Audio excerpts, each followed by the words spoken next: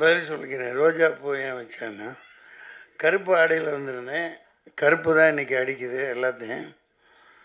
சரி, ஒரு இந்த கொத்தேனி எங்கே என் கை கிடைக்க போகுதோ, பாவம் தயாரிப்பாளர் ரொம்ப செலவழித்து கொண்டாந்தாரா, சரி ஒன்றை எடுத்துக்குவோம். சட்டை கிழிஞ்சிருக்கு, அதை மறைக்கிறதுக்காக குத்தி வச்சிட்டேன். பார்க்க அழகாக இருக்கா? நீங்கள் ஹீரோயினி இடுப்பு தான் பார்ப்பீங்க, எனக்கு தெரியும். ஏன்னா அங்கே தான் தங்கம் தக தகன்னு மின்னுது, கையிலையும் மின்னுது பாரு வளையல். நன்றி. யாவருக்கும் வணக்கம். மக்கள் தொடர்பாளர் சுரேஷ், சதீஷ்,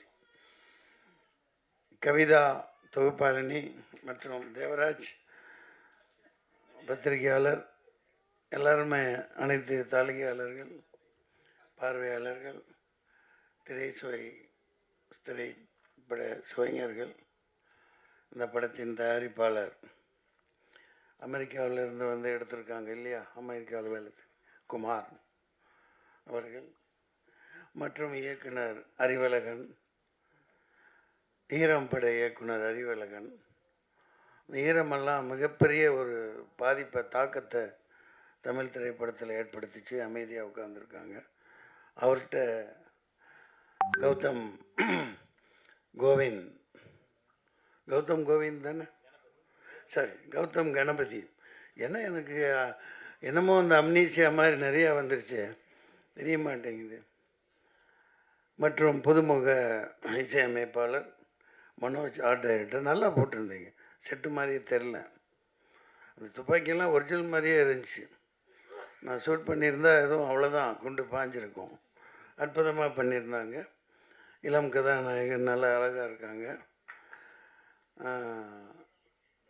தர்ஷன், உங்கள் தரிசனம் படம் வெளியானதுக்கப்புறம் உங்கள் தரிசனம் வேண்டி எத்தனை பொண்ணுங்க அலைய போகிறாங்களோ தெரில. கதாநாயகியும் அப்படி தான் இருக்காங்க. பனியில் பூத்த மலர் மாதிரி குளிச்சுட்டு அப்படியே இருந்திருக்காங்க. நல்லா அற்புதமான தேர்வு. மற்றும் இவங்க போலீஸ்காரியாக நடித்தாங்க எங்கூட, இந்த பச்சையம்மன் அவர்கள். அம்மா பேர் ரம்யா மேடம். ஐயா என்ன பண்ணீங்க? சிரிக்கக்கூடாது ஐயா, திடீர்னு கூப்பிட்றாங்க, என்ன தப்பாக எடுத்துக்கூடாது. அவங்கள பாராட்டணும், பேர் சொல்லாம விட்டால் தப்பாயிடும். இசையமைப்பாளர் நல்ல எங்காக இருக்கார். இந்த கருப்பு படத்துலேயும் ஒரு அபயங்கர்னு ஒரு பையன், சின்ன பையன் தான், இதே மாதிரி தான். இந்த மாதிரி புதியவர்களை ஊக்குவிக்கணும். அந்த வகையில் நான் குமார் அவர்களை ரொம்ப ரொம்ப பாராட்டுறேன். நீங்கள் வந்து எடுப்பீங்க, இன்னும் நிறைய எடுப்பீங்க. இந்த அப்டேட் பிக்சர்ஸ் அப்டேட்டாக அடித்து தள்ளிட்டு போயிட்டே இருக்கும். இன்னும் சண்டை காட்சி நிபுணர்லாம் விட்டுட்டேன். ராம்போ ராஜ்குமார்கிட்ட ஒர்க் பண்ண அப்பா பேர் என்ன, பிரகாஷ், பயங்கரமாக அவர் கூட இருப்பார். அவரோட சன்னு, அவருடைய மகன் சண்டை காட்சியெல்லாம் பண்ணியிருக்காங்க.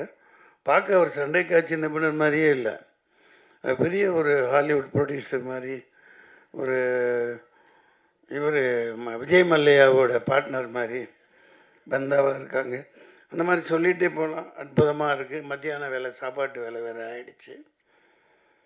இந்த படத்துக்கு சரண்டர்னு பேர் வச்சுருக்காங்க. ஆனால் அது உள்ள அறம் கூற்றாகும் அப்படின்னு ஒரு அற்புதமான அறத்தை தொகுப்பாளனி இளங்கோவடிகள் கூற்றிலிருந்து எடுத்து சொன்னாங்க. அது அற்புதமாக பேசுகிறாங்க, அதை பாராட்டணும் அவங்கள. சரண்டர் சரியான நேரத்தில் வருது. இது 10ஓடு 11 இருக்க போகிற படம் இல்லை. அதில் அந்த உத்வேகமும் அதில் ஆவேசமும் அந்த எடுப்புகள் அனைத்திலும் அவர் அறிவழகன் பேரை அவர் மாணாக்கர் கௌதம் கணபதி காப்பாற்றுவார்னு நினைக்கிறேன். நிச்சயமாக நல்லா இருக்கும். சரண்டர், சென்ட்ரலுக்கு ஸ்டேட் சரண்டர், ட்ரம்ப்கிட்ட மோடி சரண்டர், பொண்டாட்டிகிட்ட புருஷன் சரண்டர். எல்லாம் வரின்னு போட்டு அது என்னென்னமோ வரி கண்டுபிடிச்சி போடுறாங்கப்பா.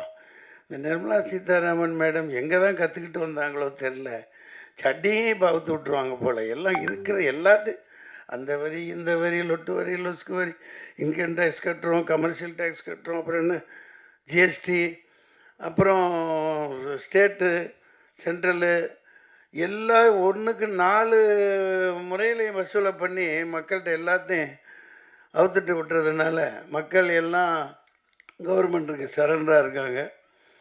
அதனால் இந்த தேர்தலில் ஒரு மாற்றமும் புரட்சியும் வெடிக்கணும் இந்த படம். அதுக்கு ஒரு முத்தாய்ப்பாக அமையும்னு நினைக்கிறேன். இனிய மத்தியான வேலை உங்களை சந்தித்ததில் மகிழ்ச்சி. எதுவும் பிரியாணி போடுறீங்களா? சாப்பிட்டீங்களா? அதுக்கு இல்லை கேட்டேன். மதியான வேலையாச்சே முடிஞ்சு போனவுன்னா சாப்பிட்ணுமே மக்கள், அதெல்லாம் போடுவாங்க. உங்களை சந்தித்ததில் மகிழ்ச்சி. இதில் நான் எனக்கு என்ன பிரச்சனைன்னா 2 நிமிஷம் எடுத்துக்கலாம். எனக்கு போவேன், என் மேனேஜர் சொல்லுவான் இங்கே ஷூட்டிங்க இந்த இது அவ்வளோதான். நான் யார் என்னென்ன பார்க்க மாட்டேன். அதனால தான் கொஞ்சம் அந்த அறிவழகனை பார்த்து எனக்கு அடையாளம் தெரியல சொல்கிறது இல்லையா. நான் பாட்டுக்கு நடிப்பாச்சே முடிச்சுட்டு நான் பாட்டுக்கு வண்டியில் உட்காந்து போயிட்டே இருப்பேன். அப்படி பழகிட்டோம் இவ்வளோ வரைக்கும். அதனால் பல இழப்புகளை நான் சந்திச்சிருக்கேன். பட்டு நம்ம அதிகமாக லோடு எடுத்துக்க முடியாது இல்லையா. அந்த வகையில் இப்போது பல படங்கள் வந்துக்கிட்டே இருக்குது. ஒரே மூஞ்சி போர் அடிக்கிற பெரிய ஹீரோன்னு போட்டு ஒரு ஆளுகளவே சளிப்படைகிற மாதிரி படங்கள் வந்துட்டுருக்கு. அது தவறு இல்லையா. மக்களே வெறுப்படைகிறாங்க. என்னடா இவன் படத்தை போய் எத்தனை தடவை பார்க்குறது, வேறு நடிகனே குணம் பார்க்கறது இல்லையா அப்படின்னு. அதனால் நீங்கள் சரியான தேர்வு யங்ஸ்டர்ஸை ஊக்குவிக்கணும். கதைகளே அந்த மாதிரி பயங்கரமாக செலவழித்து எடுத்திருக்கீங்க. இந்த படம் மிகப்பெரிய வெற்றி அடையும். நன்றி, வணக்கம். ட்ரெண்டை ஃப்ரெண்ட் ஆக்கிக்கோங்க. தந்தி டிவியின் சப்ஸ்கிரைபர்ஸ் அண்ட் ஃபாலோவர்ஸ் குடும்பத்தில் நீங்களும் இணையுங்க.